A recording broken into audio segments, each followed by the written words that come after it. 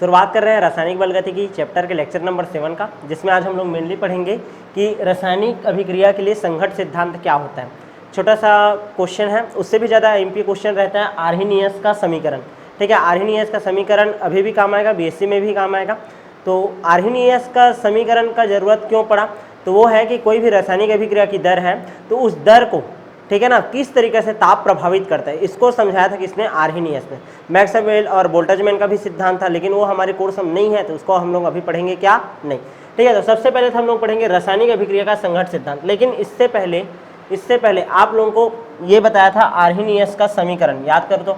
Arrhenius का समीकरण क्या था कि ध्यान से समझना, कोई भी रासायनिक अभिक्रिया का जो दर स्थिरांक रहता है वो e का घात माइनस EA/RT के समतुल्य होता है। या फिर इसी को क्या लिख सकता हूँ मैं, K = AE माइनस EA/RT। अब मान लो कोई रासायनिक अभिक्रिया है तो उसमें टेम्परेचर के मान को मैं बढ़ाया, टेम्परेचर के मान को बढ़ाऊंगा तो टोटल इसका नेट मान क्या होगा, घटेगा। इसका नेट मान घटेगा और यहाँ पास ये क्या है, माइनस का सिंबल है, तो क्या हो जाएगा, इसका मान AE का मान क्या हो जाएगा, बढ़ेगा। AE का मान बढ़ेगा तो K का मान बढ़ेगा। और आपको पता है R समानुपाती या R = क्या होता है आपका, K। मतलब कुल मिलाकर के दर क्या हो जाता है, बढ़ जाता है। इसी को ही हम लोग बोलते हैं कि किसी भी रासायनिक अभिक्रिया में ताप का क्या प्रभाव पड़ता है, उसको समझाया था किसने, आर्हेनियस ने। और इसी के समीकरण का हम लोग उत्पत्ति करेंगे। लेकिन इसके पहले आप लोगों को 2-4 एनर्जी के बारे में पढ़ता होना चाहिए, ठीक है, जिसमें मेनली हम लोग को पढ़ना है आपका औसत ऊर्जा क्या होता है, ठीक है, दूसरा सक्रियण ऊर्जा क्या होता है, और तीसरा पढ़ना है देहली ऊर्जा क्या होता है। ठीक है, मान लो मैं कोई रासायनिक अभिक्रिया चल रहा है, जैसे कि रासायनिक अभिक्रिया है H2 + I2 और वो बना रहा है आपका 2HI। तो ये जो रासायनिक अभिक्रिया हमको सिंपल एक पद में होते हुए दिखाई दे रहा है, वो कैसे कैसे कौन कौन से एनर्जी को लेकर के चलता है, इसके बारे में हम लोग बात करेंगे। सबसे पहले तो मैं ये ग्राफ बना रहा हूँ, किसके मध्य में, एक स्थितिज ऊर्जा और दूसरा अभिक्रिया निर्देशांक, या फिर इसको हम लोग बोल सकते हैं समय के मध्य ग्राफ बना लिया। किसके मध्य, समय के ग्राफ। ये ध्यान देना, ये एक्स एक्सिस बना दिया और ये वाई एक्सिस। हम लोग क्या किए हैं, H2 और I2 को, ठीक है ना, जो कि हमारा अभिकारक है, अभिकारक का ग्राफ देखो थोड़ा सा ऊपर है, 0 से शुरू नहीं करना है, ये याद रखना है। अभिकारक है, अभिकारक क्या कर रहा है, एक निश्चित ऊर्जा को प्राप्त कर रहा है और निश्चित ऊर्जा को प्राप्त करने के बाद ही क्या बना रहा है, उत्पाद। और उत्पाद का जो ऊर्जा है, ठीक है, वो अभिकारक की ऊर्जा से क्या है, इस कारण इसका ग्राफ में स्थान कहाँ है, नीचे। दोनों के जो बीच का, यानी उसको हम लोग शो कर रहे हैं किससे, डेल एस से। दोनों के बीच के जो ऊर्जा अंतर है उसको किससे शो कर रहे हैं, डेल एस से। अब सबसे पहले बात करते हैं H2 + I2। कोई भी अणु रहता है, ठीक है, हम लोग अणुओं को मानते हैं क्या, गोलाकार है। ये गोलाकार अणु जो रहते हैं प्रभावी टक्कर मारते हैं, और प्रभावी टक्कर मारने के लिए इनके पास एक होता है औसत ऊर्जा। हर एक अणु के पास क्या होता है, एक औसत ऊर्जा होता है। इस औसत ऊर्जा को ग्रहण करते हैं ये लोग, और ग्रहण करके प्रभावी टक्कर द्वारा कहाँ तक पहुँचते हैं, आपका थ्रेशोल्ड एनर्जी या देहली ऊर्जा तक। कहाँ तक पहुँचते हैं, देहली ऊर्जा। और जहाँ ये देहली ऊर्जा को पार किया, देहली ऊर्जा को जैसे ही पार करता है तो हमारा उत्पाद हमको प्राप्त हो जाता है। देहली ऊर्जा में क्या होता है, आपका जो अभिकारक रहता है, ध्यान से समझना, उनके पुराने बंध टूटते हैं और नए बंध क्या होते हैं, बनते हैं। यानी कि हमको यहाँ पास अभिक्रिया मध्यवर्ती प्राप्त होता है। क्या प्राप्त होता है, अभिक्रिया मध्यवर्ती। क्लियर है कि नहीं। तो कुल मिलाकर के बात यही है, ध्यान से समझना, कोई भी रासायनिक अभिक्रिया अभिकारकों के परस्पर टक्कर से होता है, और हर एक टक्कर में भाग वे अणु लेते हैं जिनके पास एक न्यूनतम औसत ऊर्जा होता है। औसत ऊर्जा वाले जो अणु रहते हैं वो प्रभावी टक्कर मारते हैं, टक्कर मार के कहाँ तक पहुँचते हैं, देहली ऊर्जा तक। और देहली ऊर्जा से लेकर के औसत ऊर्जा वाले, ध्यान से समझना, देहली ऊर्जा तक पहुँचने के लिए इनको जितना एनर्जी लगता है, एक तो इनका उस अणु का औसत ऊर्जा रहेगा, और दूसरा होता है आपका क्या, सक्रियण ऊर्जा। क्या होता है, सक्रियण ऊर्जा। मतलब ऐसे बोल सकते हैं कि देहली ऊर्जा बराबर किसके होता है, आपका औसत ऊर्जा जो अणु के पास रहेगा, दूसरा उसके सक्रियण ऊर्जा के ऊपर निर्भर करता है। किसके ऊपर, सक्रियण ऊर्जा के ऊपर। क्लियर है कि नहीं। तो ये आपको ये रिजल्ट निकला है ना इस ग्राफ से, कि देहली ऊर्जा बराबर होता है औसत ऊर्जा प्लस सक्रियण ऊर्जा। जब तक ध्यान से समझना, देहली ऊर्जा को प्राप्त नहीं करेगा कोई भी अभिकारक अणु, तब तक उत्पाद नहीं बन सकता। क्लियर है। यानी देहली ऊर्जा की वह न्यूनतम मात्रा होती है जो कि सक्रिय अभिकारक अणुओं के पास होती है, ठीक है ना। जिनके पास औसत ऊर्जा होता है उनको क्या बोलते हैं हम लोग, सक्रिय अणु। तो देहली ऊर्जा वह ऊर्जा होती है जो कि सक्रिय अणुओं के पास होती है, और इसी ऊर्जा की सहायता से ये जो अभिकारक अणु है वो क्या बनाते हैं, उत्पाद का निर्माण करते हैं। यहाँ तक क्लियर है कि नहीं। अब इसके बाद हम लोग क्या जान डाले थे, देहली ऊर्जा किसके बराबर होता है, बोल दिया हूँ मैं, औसत ऊर्जा। देहली ऊर्जा बराबर क्या बोला हूँ मैं, औसत ऊर्जा प्लस सक्रियण ऊर्जा। क्या बोला हूँ, सक्रियण ऊर्जा। तो सक्रियण ऊर्जा बराबर क्या होगा, कुछ नहीं करना है, इसको इधर ले जाओ, ठीक है। सक्रियण ऊर्जा बराबर क्या हो जाएगा आपका, सक्रियण ऊर्जा बराबर देहली ऊर्जा माइनस औसत ऊर्जा, माइनस क्या हो जाएगा, औसत ऊर्जा। तो ये दोनों फॉर्मूला को आपको याद रखना है, यही आएगा। और सक्रियण ऊर्जा को ही हम लोग किससे शो करते हैं, EA से, एक्टिवेशन एनर्जी। क्लियर है कि नहीं, यहाँ तक समझ आया कि नहीं। यानी कि अभिकारक अणुओं को सक्रिय अणु बनने के लिए, अभिकारक अणुओं को सक्रिय अणु बनने के लिए जितने ऊर्जा का आवश्यकता होता है उसको क्या बोलते हैं हम लोग, सक्रियण ऊर्जा। क्या बोलते हैं, सक्रियण ऊर्जा। और सक्रियण ऊर्जा का मान ध्यान समझना, यदि टेम्परेचर बढ़ाते हैं सक्रियण ऊर्जा का मान क्या हो जाता है, कम हो जाता है, और उत्पाद हमको जल्दी समय में प्राप्त हो जाता है। क्लियर है, सक्रियण ऊर्जा का मान जैसे ही कम होगा तो हमको जो उत्पाद है, ठीक है, अभिक्रिया मध्यवर्ती का मान नीचे में ही प्राप्त हो जाएगा, तो समय हमको क्या लगेगा, कम। तो बस यही है आपका रासायनिक अभिक्रिया का संघट्ट सिद्धांत के आधार पर स्थितिज ऊर्जा और अभिक्रिया निर्देशांक के बीच का ग्राफ। यहाँ तक क्लियर है कि नहीं। अब इसके बाद हम लोग रासायनिक अभिक्रिया का संघट्ट सिद्धांत पढ़ रहे हैं। संघट्ट सिद्धांत ध्यान से समझना, कोई भी रासायनिक अभिक्रिया होता है तो वो आपस में टकराता है उसके अभिकारक के अणु, तब जाकर के उत्पाद का निर्माण होता है, इसको बताया जाता है। ट्राउस और लुईस नामक वैज्ञानिक ने दिया था इसको, ट्राउस व लुईस नामक वैज्ञानिक ने, ट्राउस व लुईस नामक वैज्ञानिक ने दिया था। इसके अनुसार क्या होता है, जो अभिकारक अणु होते हैं, अभिकारक अणु जो होते हैं वो ठोस गोले के समान होते हैं। किसके समान होते हैं, ठोस गोले के समान, जो आपस में क्या करते हैं, प्रभावी टक्कर करते हैं, ठीक है ना, जो आपस में क्या करते हैं, प्रभावी टक्कर, और प्रभावी टक्कर के द्वारा, प्रभावी टक्कर द्वारा किसका निर्माण करते हैं, उत्पाद का निर्माण करते हैं, उत्पाद का निर्माण करते हैं। तीसरा पॉइंट ये याद रखना है कि हर, ध्यान से समझना, हर एक अभिकारक अणुओं के पास एक औसत ऊर्जा होता है। अभिकारक अणु के पास क्या होता है, औसत ऊर्जा, और औसत ऊर्जा से वो कहाँ तक पहुँचता है, देहली ऊर्जा तक। औसत ऊर्जा से कहाँ तक पहुँचता है, देहली ऊर्जा तक। और इसके लिए जो एनर्जी चाहिए उस एनर्जी को हम लोग क्या बोलते हैं, सक्रियण ऊर्जा। पिछले ग्राफ से आप लोग देखे थे, याद करो, ये देखो, ठीक है, कहाँ है ये, औसत ऊर्जा होता है, और देहली ऊर्जा तक पहुंचने के लिए उसका किसका जरूरत पड़ता है, सक्रियण ऊर्जा का। यही सब है, ग्राफ को ही वो बताते जा रहा है। यहाँ तक क्लियर है, ठीक है। अच्छा, इसके बाद एक चीज़ और बोला है कि अभिक्रिया मिश्रण है, मतलब अभिकारक जिसमें मिला हुआ है ऐसा मिश्रण बना है, अभिक्रिया मिश्रण, ठीक है ना। ये क्या है आपका, अभिक्रिया मिश्रण है, ठीक है, ये क्या है, अभिक्रिया मिश्रण है। तो अभिक्रिया मिश्रण में प्रति एकांक आयतन में कितना टक्कर हो रहा है, 1 सेकंड में। कोई अभिक्रिया मिश्रण है तो उसके प्रति एकांक आयतन में, एक छोटे से हिस्से में, ठीक है ना, 1 सेकंड में कितना टक्कर हो रहा है, कितना टक्कर हो रहा है, उसी को हम लोग बोलते हैं संघट्ट आवृत्ति। क्या बोलते हैं, संघट्ट आवृत्ति। शो करते हैं किससे, जेड से। किससे शो किया जाता है, जेड से। यहाँ तक क्लियर है कि नहीं। ये 4 पॉइंट हो गया। 4 पॉइंट के बाद 5वां पॉइंट सुनो। 5वां पॉइंट क्या बोल रहा है ये, ठीक है, यानी कि ये जितना भी पॉइंट बोला उन सब का एक निष्कर्ष निकाल दिया। क्या बोला कि कोई भी रासायनिक अभिक्रिया का वेग, निष्कर्ष क्या निकाला है, फिर इस सिद्धांत का निष्कर्ष क्या निकल गया कि किसी भी रासायनिक अभिक्रिया का जो वेग है, रासायनिक अभिक्रिया का वेग निम्न कारकों पर निर्भर करता है, निम्न कारकों पर निर्भर करता है। कौन कौन से कारक पर निर्भर करता है, ध्यान से देखो।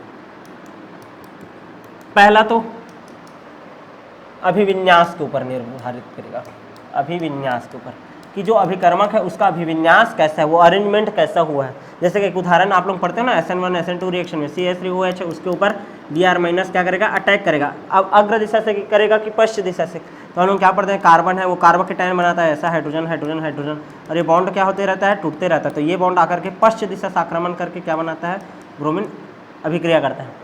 तो सबसे पहले तो देखा जाएगा कि कोई भी रासायनिक अभिक्रिया का वेग सबसे पहले तो उस अभिकारक अणुओं के किसके ऊपर निर्भर करता है, अभिविन्यास, या इसी को बोलते हैं प्रायिकता। क्या बोलते हैं, प्रायिकता। और शो किया जाता है इसको किससे, P से। सबसे पहले प्रभावित करने वाला कारक क्या है, अभिविन्यास या प्रायिकता। दूसरा देखो, संघट्ट आवृत्ति। अब भी बताया हूँ, संघट्ट आवृत्ति, संघट्ट आवृत्ति। संघट्ट आवृत्ति को किससे शो करता हूँ मैं, जेड से। संघट्ट आवृत्ति किसे बोलते हैं, अभिक्रिया मिश्रण है तो उसके प्रति एकांक आयतन में 1 सेकंड में, प्रति एकांक आयतन में 1 सेकंड में, ठीक है ना, अणुओं की कितना प्रभावी टक्कर हो रहा है, ठीक है ना, उस संख्या को बोलते हैं क्या, संघट्ट आवृत्ति। और तीसरा प्रभावित करने वाला कारक होता है सक्रियण ऊर्जा। कौन प्रभावित कर सकता है, सक्रियण ऊर्जा। क्लियर है। तो संघट्ट सिद्धांत के अनुसार कोई भी रासायनिक अभिक्रिया का जो वेग है, स्पीड है, उसको कितना चीज़ प्रभावित कर सकता है? 3 चीज़। कितना चीज़? 3 चीज़।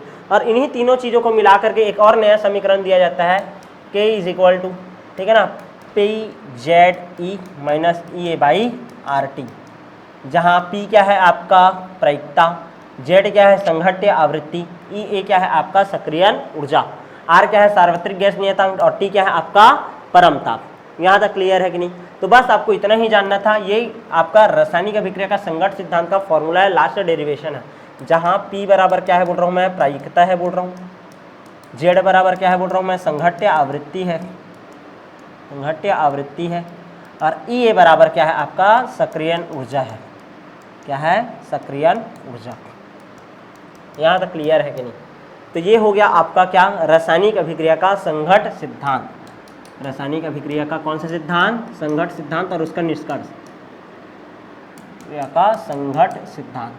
आपको ये ऐसा नहीं लग रहा है कि ये जो अभिक्रिया देखा पहचाना है, अरे याद करो, इसको बस हटा दो, यहाँ पास क्या लगा दो? AE, आर्हीनियस गुणांक बन जाएगा। किसका समीकरण बन जाएगा? आर्हीनियस का। K is equal to AE minus EA/RT, ये होता है। कुछ देर पहले पढ़े थे पिछले लेक्चर में। यहाँ तक क्लियर है कि नहीं? ठीक है। अब हम लोग नेक्स्ट हमारे इस चैप्टर का सबसे लास्ट आर्हीनियस समीकरण पढ़ेंगे। क्या पढ़ेंगे? आर्हीनियस समीकरण। क्या होता है आर्हीनियस समीकरण? ध्यान से समझना।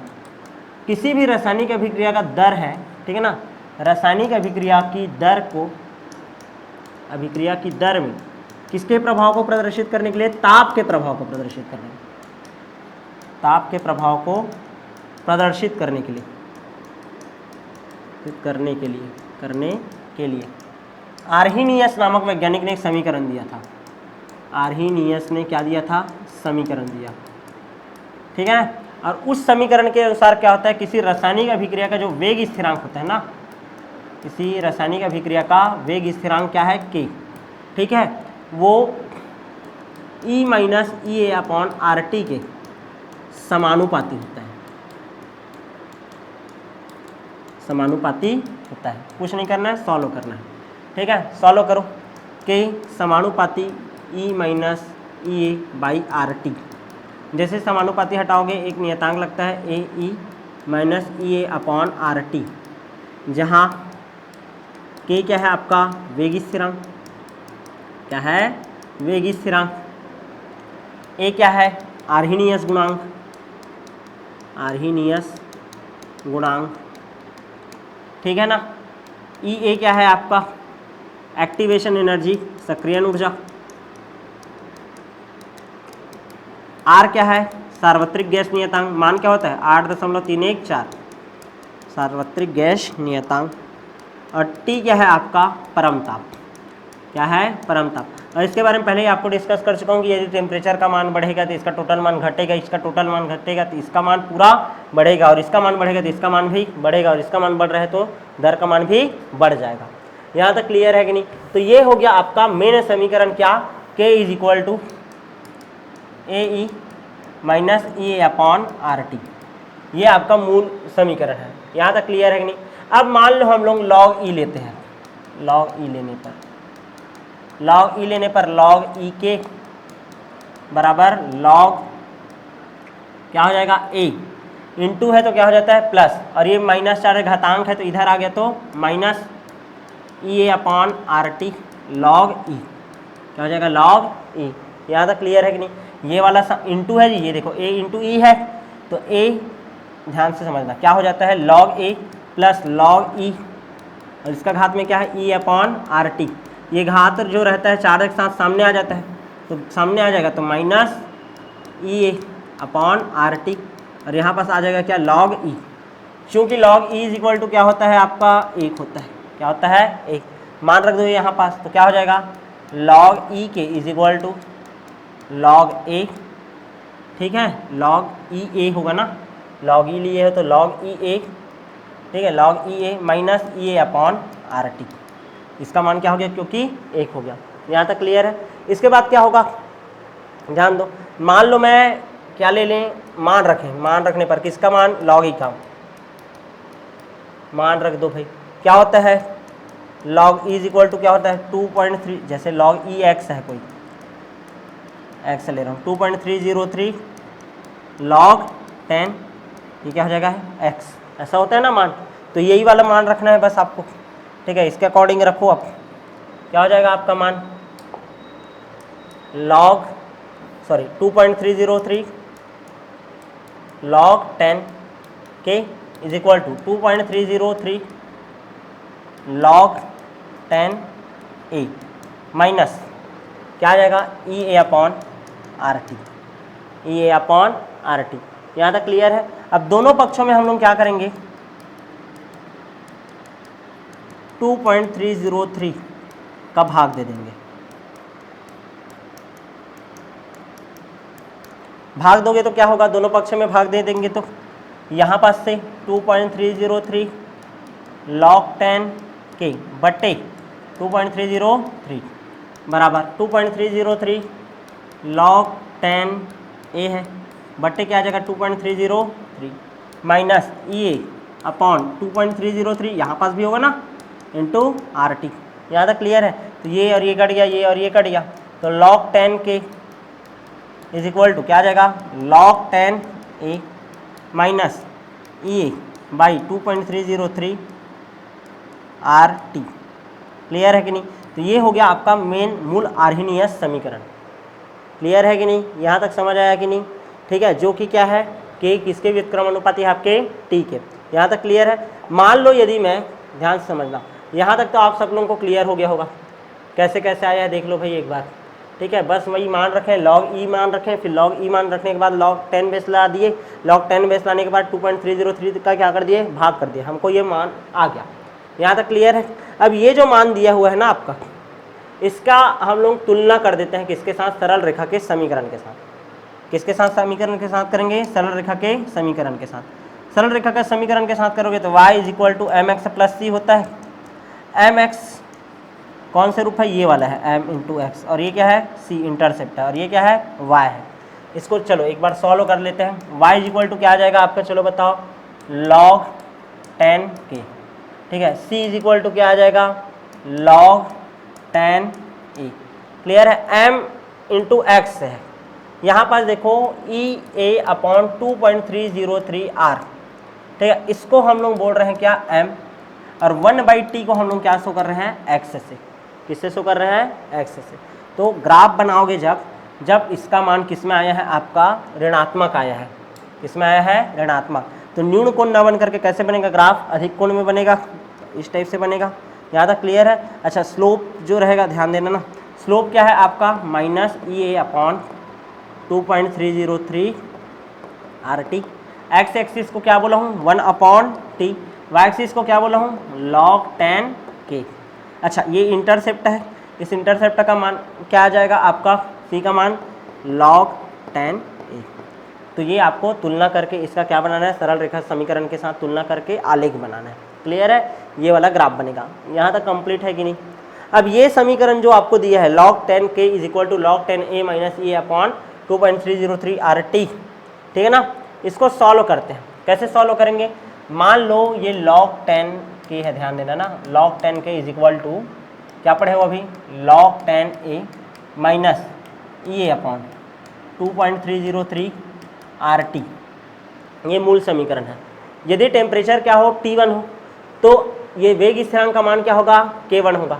क्योंकि T का जो मान है, ध्यान देना, T के मान के ऊपर K का मान क्या करता है, निर्भर करता है। तो मान लो टेम्परेचर को बढ़ा दूँ, क्या कर दूँ, T2, तो ये K क्या हो जाएगा, K2, क्या हो जाएगा, K2। तो ये जो मूल समीकरण है ना, ध्यान समझना, ये जो हमारा मूल समीकरण है इसमें चेंजेस कर रहे हैं, ठीक है ना। यदि प्रारंभ में ये T1 है टेम्परेचर, तो log 10 K1 हो जाएगा, log 10 A minus E A upon 2.303 R T 1, ये हो गया। अच्छा, T2 हुआ है तो ये क्या हो जाएगा, log 10 K2 is equal to log 10 A minus E A upon 2.303 R T 2, ये आएगा। इसको समीकरण 1 बोल दो, इसको समीकरण 2। समीकरण 2 माइनस 1 करो, समीकरण 2 माइनस 1 से क्या हो जाएगा, समीकरण 2 क्या है, log 10 K2 minus log 10 K1 is equal to, अब इधर को इधर से घटाओ, log 10 A minus log 10a, ठीक है ना। उसके बाद क्या है जी, देखो तो माइनस करोगे क्या हो जाएगा, minus EA 2.303 RT1 minus EA upon 2.303 RT2, ये हो जाएगा। इस वाले को इसके साथ घटाओ, इस वाले को इसके साथ घटाओ, क्लियर है कि नहीं, वैसे ही तो किया हूँ मैं। अब क्या हो जाएगा यहाँ पास, अच्छा घटा रहे हो ना यहाँ पास, इस वाले के साथ इसको घटा रहे हो, इस वाले के साथ इसको घटाए, तो इसके लिए तो फॉर्मूला लगता है log 10x minus log 10y is equal to क्या होता है, log x बाई y, ये होता है ना फॉर्मूला। ये फॉर्मूला तो याद होगा सबको। तो उस हिसाब से ये क्या आ जाएगा, log 10 k2 अपॉन k1, ये आ गया, ये और ये कट गया, यहाँ तक क्लियर है। तो ये हो जाएगा माइनस EA अपॉन 2.303 RT1, ये माइनस, ध्यान देना ये माइनस और माइनस क्या हो गया, प्लस, तो EA अपॉन 2.303 RT2 क्या हो जाएगा, RT2, यहाँ तक क्लियर है। माइनस माइनस प्लस हो गया, प्लस हुआ तो ये वाला जो है पूरा आ गया। अब प्लस वाले को मैं क्या कर दूंगा, सामने लिख देता हूँ, log 10 k2 अपॉन k1, तो क्या आ जाएगा, EA अपॉन 2.303 RT2, और ये माइनस वाले को लिखा EA अपॉन 2.303 RT1, क्या हो गया, RT1।